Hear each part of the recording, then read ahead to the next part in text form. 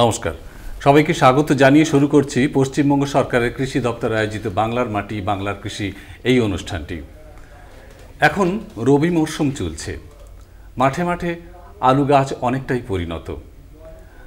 আর যারা জলদি জাতের আলু লাগিয়েছিলেন, অর্থাৎ তারা কিন্তু আলু অলরেডি তুলে ফেলেছেন, এবং যারা একটু পরে আলু গাছ রোপণ করেছিলেন তাদের আলু মাঠে অনেকটাই পরিণত হয়েছে।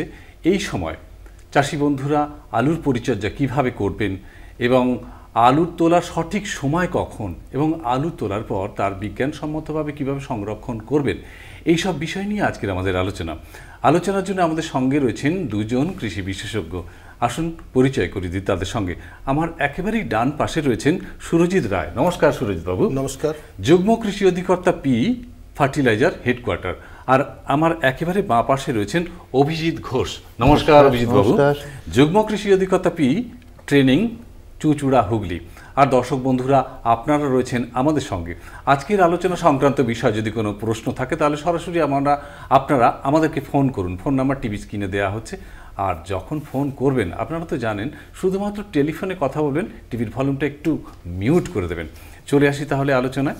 আমি প্রথমে অভিজিৎবাবু আপনার কাছে জেনে নেব যে পশ্চিমবঙ্গের মোটামুটি তো সব জেলাতেই আলু কম বেশি চাষ হয়ে থাকে, তো আলু চাষের সামগ্রিক যে পরিস্থিতি সেটা কি এবং আলু চাষের গুরুত্ব কতটা, সেটা যদি একটু বুঝিয়ে বলেন। পশ্চিমবঙ্গে আলুর গুরুত্ব বলে বোঝানোর কোনো নেই।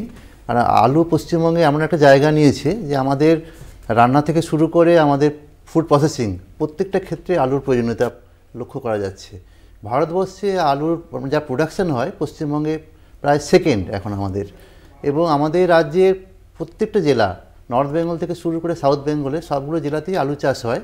তার মধ্যে সাউথ বেঙ্গলের দক্ষিণবঙ্গের যে প্রধান যে জেলাগুলো, হুগলি, বর্ধমান, পশ্চিম বর্ধমান প্লাস আমাদের বাঁকুড়া, পশ্চিম মিদনাপুর, এই জেলাতে বেশি চাষ আমাদের হয়।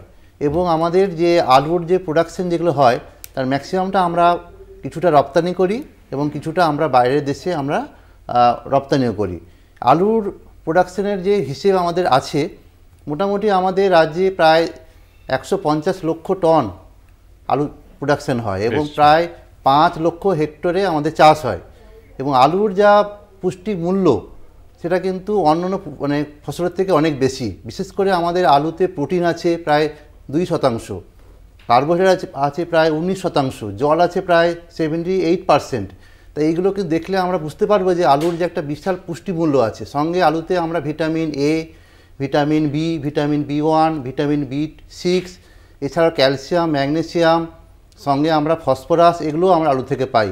এবং আলুতে এখন আমাদের যে ফুড প্রসেসিং যে ইন্ডাস্ট্রি যেগুলো আছে তার মধ্যে অনেক প্রোডাকশন আমাদের আলু থেকে তৈরি হচ্ছে। বিশেষ করে আলু চিপস, তারপরে French fry, potato custard powder, potato আমাদের পাউডার, এছাড়াও আছে পটেটো ময়দা, পটেটো পাঁপড়, অনেক জিনিস আমরা পাচ্ছি এখান থেকে।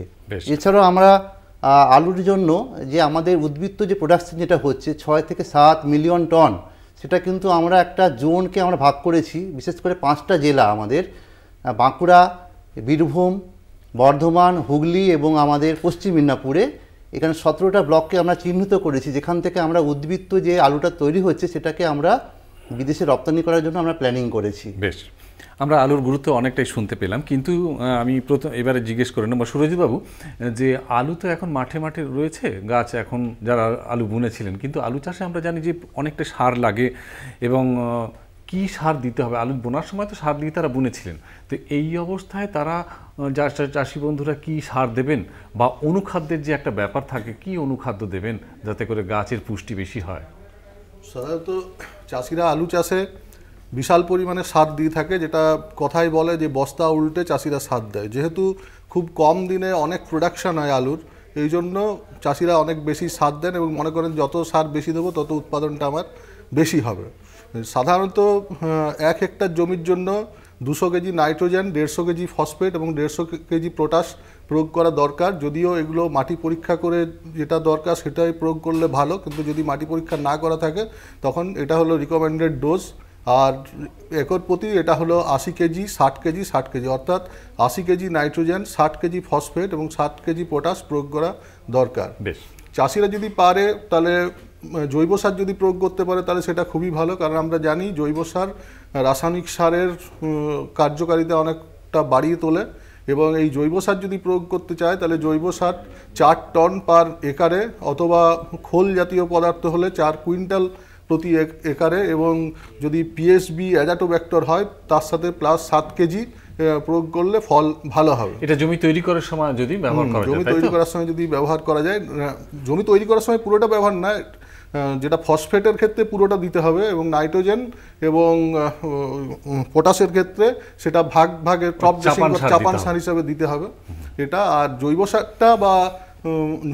সারটা একদম শুরুতেই পুরোটা দিতে হবে, এবং মাটির যদি পিএইচ যদি 5.5-এর কম থাকে তখন তাতে 4 কুইন্টাল ডোলোমাইট, এই 4 কুইন্টাল চুন অথবা 6 কুইন্টাল ডোলোমাইট প্রয়োগ করতে হবে, সেটা অবশ্যই আলু বসানোর 3 সপ্তাহ আগে।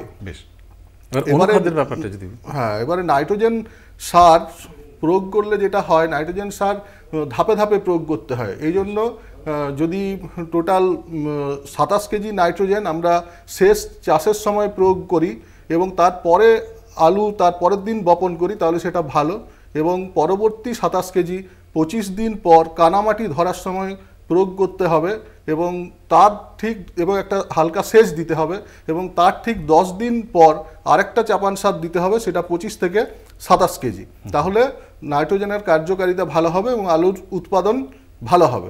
ফসফেট সারের ক্ষেত্রে যেহেতু আলুর শুরুতেই প্রচুর ফসফেট সারের প্রয়োজন হয়, তার জন্য পুরো 60 কেজি ফসফেট শুরুতেই একর প্রতি প্রয়োগ করতে হবে, এবং এতে হলে ঢলে পড়া রোগটাও কম দেখা দেবে। এবং ফসফেট আমরা জানি যে শিকড়ের গঠন, ফলের আকৃতি, এই সমস্ত নির্ভর করে বাড়তে সাহায্য করে ফসফেটের উপর। এবং পটাশের কার্যকারিতা কিন্তু নাইট্রোজেন সারের মতো, এটা 3 ভাগে দিতে হয়, 60 কেজি 20 কেজি 20 কেজি 20 কেজি। প্রথম 20 কেজি শেষ চাষের সময়, আলু লাগানোর ঠিক 1 দিন লাগে, তারপরে ঠিক 25 দিন পরে, এবং তার ঠিক 10 দিন পরে তার পরবর্তী 20 কেজি দিতে হয়। এগুলো গেল মানে ম্যাক্রোনিউট্রিয়েন্টের ব্যবহার। এরপর আছে সালফার, যেটা চতুর্থ খাদ্যদ্রব্য, চতুর্থ মৌল বলে আলু চাষের ক্ষেত্রে বা অন্যান্য ফসল চাষের ক্ষেত্রেও। সালফার যেখানে পশ্চিমবঙ্গের গাঙ্গেয় হালকা মাটিতে সাধারণত সালফার প্রয়োগ করা হয়ে থাকে, এবং একর প্রতি 8 কেজি প্রয়োগ করা হয়ে থাকে। কিন্তু সার হিসাবে যদি single super phosphate, ammonium sulphate, potash sulphate এই সকল যদি প্রয়োগ করা হয় তাহলে সেক্ষেত্রে কিন্তু সালফার আলাদাভাবে প্রয়োগ করার কোনো প্রয়োজন নেই। এবং যদি আমন ধানের পরে ধনচে লাগানো হয় তাহলে যে নাইট্রোজেন ব্যবহার করা হয় তার থেকে 20% হ্রাস পায়। আর যে সমস্ত মাইক্রোনিউট্রিয়েন্ট আছে, মানে ছোট ছোট মৌল যেগুলো আছে, তার মধ্যে জিঙ্ক, ম্যাঙ্গানিজ এবং মলিবডেনাম, এটার এই বোরন, জিঙ্ক, ম্যাঙ্গানিজ এগুলোর প্রয়োজনীয়তা আছে। এবং সাধারণত ল্যাটেরাইট এবং তরাই এরিয়াতে জিঙ্ক সালফেট 10 কেজি এবং বোরাক্স 4 কেজি 3 থেকে 4 বছর পর পর মাটিতে প্রয়োগ করা হয়। আর যদি স্প্রে করা হয় সেক্ষেত্রে অক্টাবোরেট 0.1% অর্থাৎ 1 গ্রাম প্রতি লিটার জলে গুলে স্প্রে করতে হবে। অর্থাৎ গাছের পরিস্থিতি অনুযায়ী অনুখাদ্যগুলোকে প্রয়োগ করার দরকার আছে। এবারে আমি অভিজিৎবাবু আপনার কাছে, যেহেতু সারের যেমন একটা দরকার রয়েছে, সেহেতু জলসেচের একটা গুরুত্বপূর্ণ বিষয় রয়েছে, কারণ আলুতে প্রচুর পরিমাণে জল লাগে। তো কতবার এখনো পর্যন্ত আবার জল দিতে হবে আলু চাষের ক্ষেত্রে? আমার আগের বক্তব্যে যেটা বললেন যে আলুতে প্রচুর সার প্রয়োগ করা হয়, তা সার প্রয়োগের সঙ্গে জলসেচের একটা গুরুত্ব আছে। সার দিলে কিন্তু জলের প্রয়োজন বেশি হবে। সঙ্গে এটা বলা দরকার যে আলুর শিকড় কিন্তু খুব একটা গভীর নয়, অগভীর এবং অবিন্যস্ত থাকে, প্রায় মাটির উপরেই থাকে। তাই আমাদের কিন্তু মাঝে মাঝে জল কিন্তু দিতে হবে, এবং জলের পরিমাণটা ডিপেন্ড করে হচ্ছে হালকা মাটি হলে আপনাকে ফ্রিকোয়েন্টলি জল দিতে হবে, আর যদি এঁটেল মাটি হয় বা একটু দোআঁশ মাটি হয় তাহলে মোটামুটি 10 দিন অন্তর আপনাকে জল দিতে হবে। এবার হচ্ছে যদি আমরা বেশি জল দিই তাহলে কি হবে, এই রোগ পোকার যে আক্রমণ যেটা বেশি বাড়তে পারে। আবার কম জল দিলে কি হবে, আলু ভালো পুষ্ট হবে না, আলু ফাঁপা হয়ে যেতে পারে, বা আলুর আপনার শুষ্ক ওজন বৃদ্ধি হবে না। আর বেশি জল দিলে অনেক সময় আলুতে কি হয়, বিভিন্ন রোগ, মাটির যে বাহিত রোগগুলো বাড়তে পারে। আমাদের রাজ্যে কিন্তু নর্থ বেঙ্গলের দিকে আলু কিন্তু ভালোই হয়। সেখানে কিন্তু আমরা যদি ড্রিপ ইরিগেশন বা যেটাকে বিন্দু সেচ বলা হয় বা বর্ষণ সেচ, যে স্প্রিংকলার, ওইটা ব্যবহার করলে কিন্তু অনেক জলের অপচয় কম হবে। এবং আমাদের যেহেতু নর্থ বেঙ্গলের মাটিটা একটু টোপোগ্রাফিটা একটু হাই অল্টিটিউড এবং হচ্ছে আনডিরোন টোপোগ্রাফি, সেই জন্য আমাদের ওখানে জলের কিন্তু অপচয় বেশি হয়, এবং আলুতে এত জল লাগে সেখানে কিন্তু আমরা এটা ভাবতে পারি। এবার হচ্ছে যখনই আমরা জল দেব তখন আলুতে কিছু দশা আছে যেগুলোতে জল দিতেই হবে আপনাকে। যেমন মনে করুন আলু লাগানোর 15 দিন পরে তখন গাছ বেরোচ্ছে, আলু লাগানোর 30 দিন পরে যখন আলুতে স্টোলন তৈরি হচ্ছে, মানে হচ্ছে একটা শেকড় থেকে একটা বর্ধিষ্ণু অংশ একটা বেরোয়, তার মাথায় কন্দ বেরোয়, ওটা 45 দিন পর বেরোয়, কন্দটা বাড়তে থাকে, ওটা প্রায় 60 দিন পর, এবং আলুটা পুষ্ট হওয়ার সময়টা হচ্ছে 75 দিন পর। এই জায়গাগুলো ভাবতে হবে চাষি ভাইদেরকে। তখন কিন্তু জলটা অতি অবশ্যই দিতে হবে। এবার যখন আমরা জল দেব, আমরা আলু কিন্তু লাগাই ভেলি করে, নালা করে, তাতে জলের অপচয় যেমন কম হয় তেমনি আলুর শেকড় কিন্তু ভালোভাবে জলটা পায়। এবং দেখতে হবে যখন আমরা প্রথম সেচ দেব তখন কিন্তু ভেলিটার প্রায় হাফ কিন্তু আমরা ভরিয়ে সেচটা দেব, কিন্তু পরবর্তী সেচগুলো যখন আমরা দেব তখন কিন্তু ভেলির 3/4 ভাগ ডুবিয়ে কিন্তু আমাকে সেচ দিতে হবে, এবং এক্সেস জল বা অতিরিক্ত জলকে বের করে দিতে হবে। আর একটা জিনিস লক্ষ্য রাখতে হবে, যখন আমরা আলুকে তুলব তার প্রায় 15 দিন আগে আমায় কিন্তু সেচ দেওয়া বন্ধ করতে হবে, না হলে কিন্তু আলুকে সহজে তোলা যাবে না, আলু নষ্ট হয়ে যেতে পারে বা তোলার সময় কেটে যেতে পারে বা কম্প্যাক্ট হয়ে যেতে পারে মাটি। সেই জন্য আমাকে আলু তোলার 15 দিন আগে সেচ দেওয়া বন্ধ করতে হবে। যদি কোনো কারণে মনে হয় যে সেচ লাগবে তাহলে আমাকে 2-3 দিন অন্তর 75 দিন পরে ঝাপটা সেচ দেওয়া যেতে পারে। অর্থাৎ আলুর বিভিন্ন দশা অনুযায়ী চাষি বন্ধুকে সেচ কার্য করতে হবে। দশাগুলোতে অতি অবশ্যই আমাদের সেচ দিতে হবে। আমাদের যেহেতু আলুতে সার অধিক পরিমাণে লাগে এবং সেচও লাগছে, কিন্তু সেই কারণে অনেক সময় দেখা যায় অতিরিক্ত পরিমাণে আগাছার সমস্যা হচ্ছে। এই আগাছা চাষি বন্ধুরা কিভাবে নিয়ন্ত্রণ করবেন বা তার জন্য কি ব্যবস্থা নেবেন? আলুর ক্ষেতে আগাছা আমরা জানি, যদি আমরা কুফরি জ্যোতি জাতের চাষ করি এবং সেই জমিতে কুফরি জ্যোতি ছাড়া অন্য কোনো জাতের যদি আলু হয়, অন্য কোনো ফসল হয়, ঘাস হয়, বড় পাতার ফসল হয়, তাহলে সবই হলো আগাছা। আগাছা সবচেয়ে বেশি, যত রকম শত্রু আছে তার মধ্যে আগাছা গাছের সবচেয়ে বেশি ক্ষতি করে থাকে। সাধারণত 33% আগাছা একাই ক্ষতি করে। এরা গাছের সাথে সূর্যালোক, খাবার, প্রায় 50% খাবার কেড়ে নেয়। খাবার এবং রোগের আশ্রয়স্থল, রোগ পোকার আশ্রয়স্থল হিসাবে তাদেরকে ব্যবহৃত হয়, ফলে উৎপাদন অনেকাংশে ব্যাহত হয়। এবং বিশেষ করে যখন সিড প্রোডাকশন থাকে বিভিন্ন ক্রপসের ক্ষেত্রে, সেই সিড প্রোডাকশন মার খায়। কারণ আমরা জানি যদি ফসলের মধ্যে কিছু আগাছা বীজ থাকে তাহলে সেটা এনআর সিডে পরিণত হয়। ফলে আগাছা অবশ্যই ঠিকঠাকভাবে পরিষ্কার করতে হবে গাছের, যাতে বৃদ্ধি হয়, উৎপাদন যাতে বৃদ্ধি হয়। তো এই আগাছাগুলো আবার সাধারণত 3 রকমের হয়, একটা ঘাস জাতীয়, একটা মুথা জাতীয় আগাছা এবং একটা চওড়া পাতা জাতীয় আগাছা। এদের বিভিন্ন রকম আগাছা নাশক ওষুধ দিয়ে করা হয়। সাধারণত পরিচর্যাগত এবং যান্ত্রিক পদ্ধতি থাকলেও আগাছা নিষ্কাশনের রাসায়নিক পদ্ধতি হলো সবচেয়ে সস্তা পদ্ধতি, যেখানে চাষিরা লাভবান হয়। তবে মনে রাখতে হবে সঠিক কেমিক্যাল সঠিক সময়ে এবং সঠিক মাত্রাতে প্রয়োগ করতে হবে। কারণ যদি সঠিক মাত্রাতে প্রয়োগ না, কম মাত্রাতে প্রয়োগ হয় তাহলে আগাছা মরবে না, আর যদি বেশি মাত্রাতে প্রয়োজনে হয় তাহলে গাছটাই মরে যেতে পারে। ফলে এখানে সঠিকভাবে এগুলোর ব্যবহার করতে হবে। এবং সাধারণত আমরা জানি যে সকল আগাছানাশক পাওয়া যায় তাদের মধ্যে একটা হচ্ছে সিলেক্টিভ, একটা হচ্ছে নন সিলেক্টিভ, মানে নির্বাচিত, অনির্বাচিত। যেগুলো নির্বাচিত সেগুলো স্পেসিফিক কিছু আগাছাকে মারে, আর যেগুলো অনির্বাচিত তারা সমস্ত আগাছাকে মেরে ফেলে। এইগুলো সাধারণত ফাঁকা মাঠে অথবা ক্রপ মানে ফসল লাগানোর অনেক আগে এগুলোকে সাধারণত ব্যবহার করা হয়।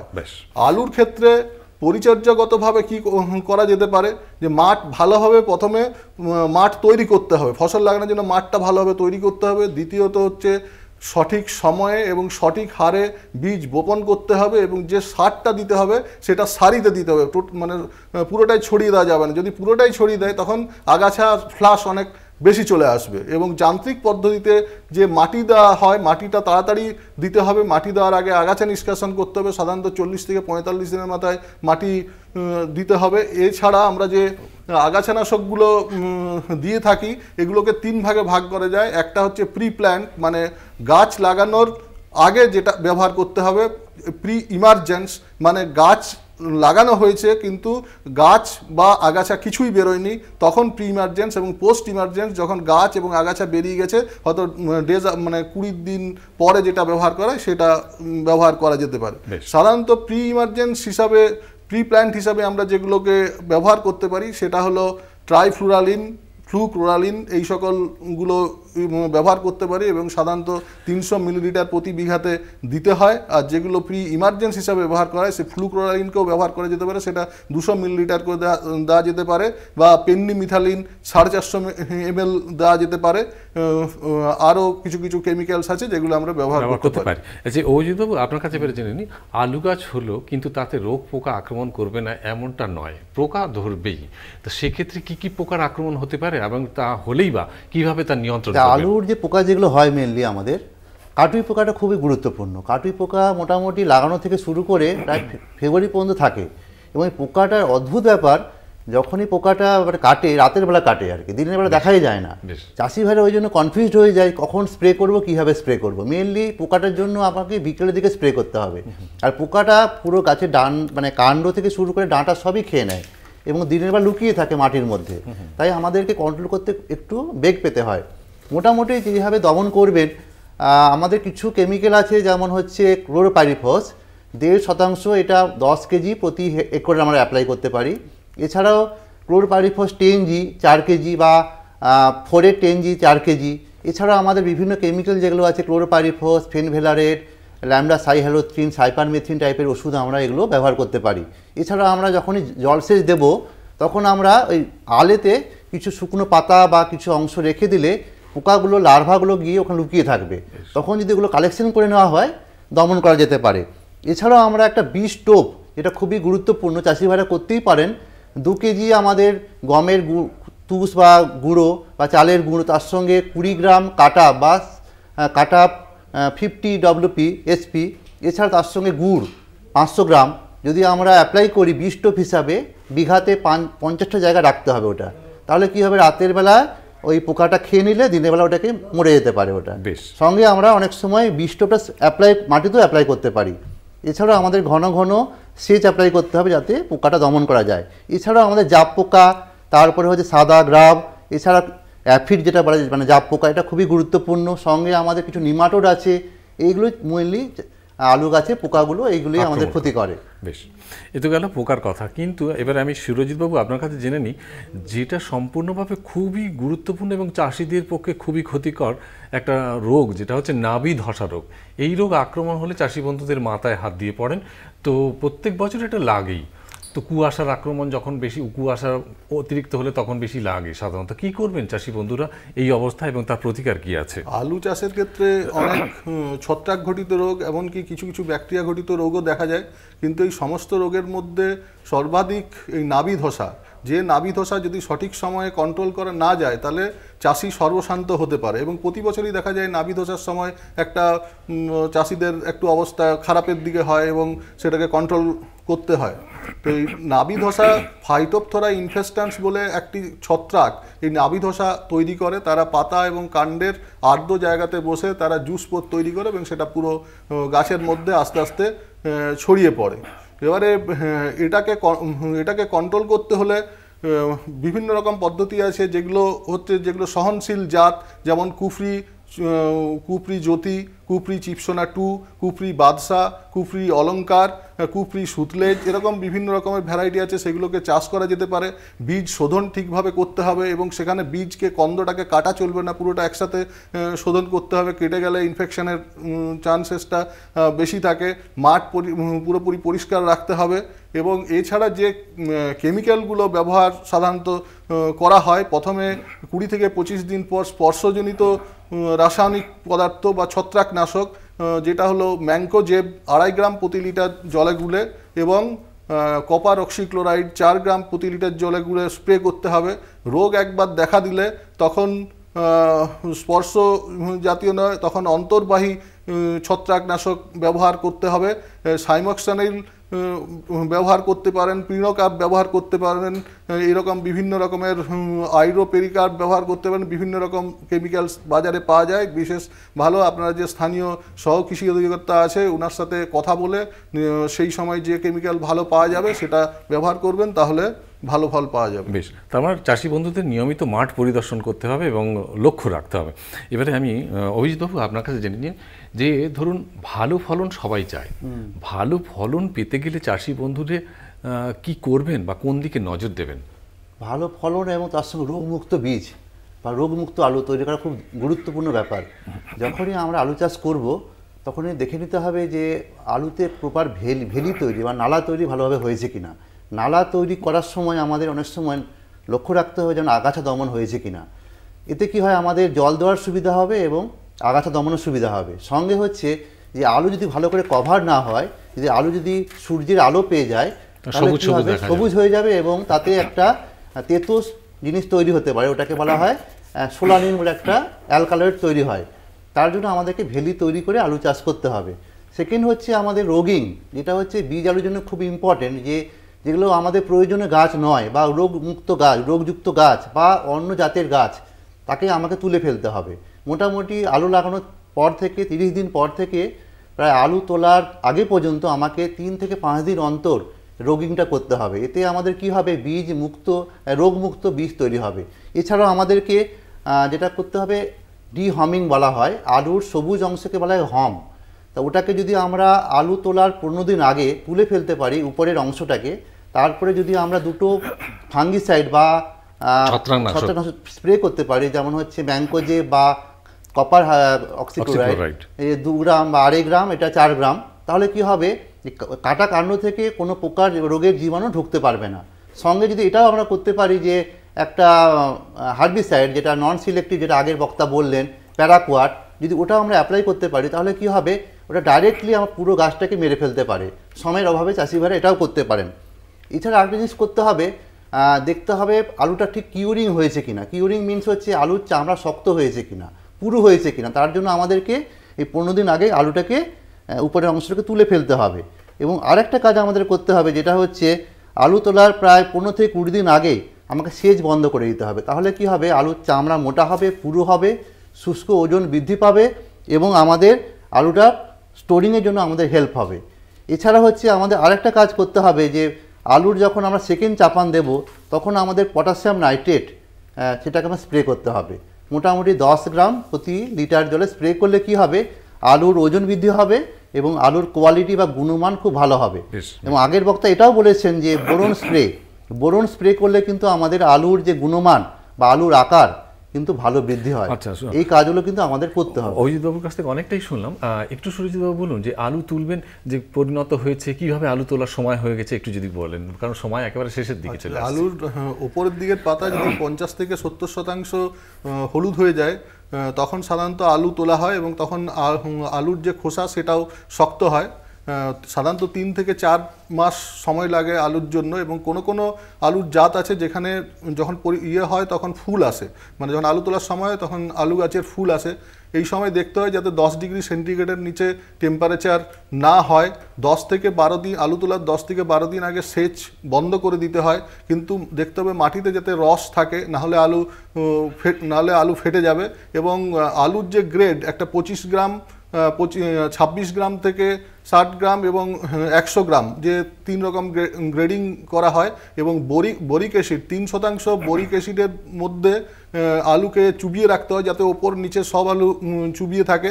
এবং এটা 15 থেকে 20 মিনিটের ডুবিয়ে রাখতে হয় এবং এই জলটা 15 থেকে 20 বার সাধারণত ব্যবহার করা। বেশ, খুব সংক্ষেপে জেনে নেব অভিজিৎবাবু যে আলু তোলার পর সংরক্ষণ কি করে করবেন বা হিমঘরে কি করে রাখবেন। আলুর সংরক্ষণ খুব গুরুত্বপূর্ণ, কারণ আলুটা হচ্ছে আমরা সারা বছর ধরে খাই, কিন্তু আলুটা একবারই তৈরি হয় এবং আলু সহজে নষ্ট হয়ে যায়। সেই জন্য আমাদের অতি অবশ্যই হিমঘরে আলুকে স্টোর করতে হবে। হিমঘরের জন্য আমাদের মোটামুটি টেম্পারেচার রাখতে হবে 10 থেকে 15 ডিগ্রি এবং রিলেটিভ হিউমিডিটি আপেক্ষিক আর্দ্র রাখতে হবে 95%। আলু যেটা সংরক্ষণের প্রয়োজন, যেটা কারণটা হচ্ছে আলু কিন্তু খুবই পেরিসেবল প্রোডাক্ট এবং আমাদের যেটা মেন ভাবতে হবে যে তাপমাত্রা কন্ট্রোল, আর্দ্রতা কন্ট্রোল এবং পরিষ্কার বা বায়ু চলাচল, এই ব্যাপারটা আমাদের মাথায় রাখতে হবে। এবং সেই জন্য আমাদের রাজ্যে যে হিমঘর যেগুলো আছে এগুলো কিন্তু সাফিসিয়েন্ট নয়, খুবই কম হিমঘর আছে, মাত্র 461টি আমাদের রাজ্যে হিমঘর আছে। কিন্তু আমাদের আলু যা প্রোডাকশন হয় তার মাত্র 40% কিন্তু আমরা আলুর হিমঘরে রাখতে পারি, বাকিটা কিন্তু বাড়িতে স্টোর হয় বা আমাদের বাড়ির যে বিভিন্ন পদ্ধতি যেগুলো আছে, গ্রামের মানুষরা বিভিন্ন পদ্ধতি ব্যবহার করেন, ওরা ওইভাবে স্টোর করেন। তাহলে দর্শক বন্ধুরা, আপনারা জানতে পারলেন যে কিভাবে আলুর পরিচর্যা করতে হবে এবং সংরক্ষণ করতে হবে। দুজন বিশেষজ্ঞ যেমনভাবে বলেছেন ঠিক এইভাবে আপনারা যদি আলুর পরিচর্যা এবং সংরক্ষণ করেন তাহলে কিন্তু আলুর ফলন অনেকটাই বৃদ্ধি পাবে এবং রোগ আক্রমণ অনেকটাই কমবে। নমস্কার, ধন্যবাদ। নমস্কার। ধন্যবাদ। হয়ে